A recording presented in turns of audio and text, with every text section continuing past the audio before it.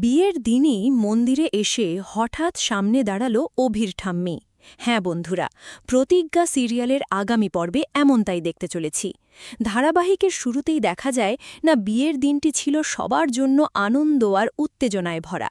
মন্দিরের সাজসজ্জা, আলোর ঝলকানি আর আত্মীয় স্বজনের ভিড়ে পরিবেশটা হয়ে উঠেছিল একেবারে উৎসবমুখর। অভি আর পরীর বিয়ের সব আয়োজন প্রায় সম্পূর্ণ। পুরোহিত মন্ত্র পড়ছেন, সবাই অপেক্ষা করছে সেই বিশেষ মুহূর্তের জন্য। ঠিক তখনই হঠাৎ এক অপ্রত্যাশিত ঘটনা ঘটে। মন্দিরে দরজায় এসে উপস্থিত হন অভির ঠাম্মি। তার আগমন যেন মুহূর্তের মধ্যে পুরো পরিবেশ বদলে দেয়। সবাই অবাক হয়ে তাকিয়ে থাকে, কারণ এতদিন তিনি এই বিয়ের বিরুদ্ধে ছিলেন। তার কঠোর মনোভাব আর আপত্তির কথা পরিবারের সবাই জানত। তাই তার হঠাৎ উপস্থিতি সবার মনে কৌতূহল আর একটু আতঙ্কও তৈরি করে। অভি কিছুটা অপ্রস্তুত হয়ে পড়ে, কিন্তু ঠাম্মির দিকে এগিয়ে যায়। পরীও নিঃশব্দে দাঁড়িয়ে সবকিছু দেখছিল। মুহূর্তটা যেন থমকে যায়।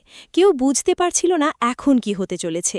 কিন্তু অবাক করার মতো ভাবে ঠাম্মির চোখে সেই আগের কঠোরতা আর ছিল না, বরং সেখানে এক ধরনের কোমলতা আর স্বীকারোক্তির ছাপ ফুটে ওঠে। তিনি ধীরে ধীরে এগিয়ে এসে অভি আর পরীর সামনে দাঁড়ান। সবার নিঃশ্বাস যেন আটকে যায়। তারপর তিনি শান্ত কণ্ঠে বলেন, আমি ভুল বুঝেছিলাম, তোমাদের সুখটাই সবচেয়ে বড়। তার এই কথায় যেন চারপাশের উত্তেজনা মিলিয়ে যায়।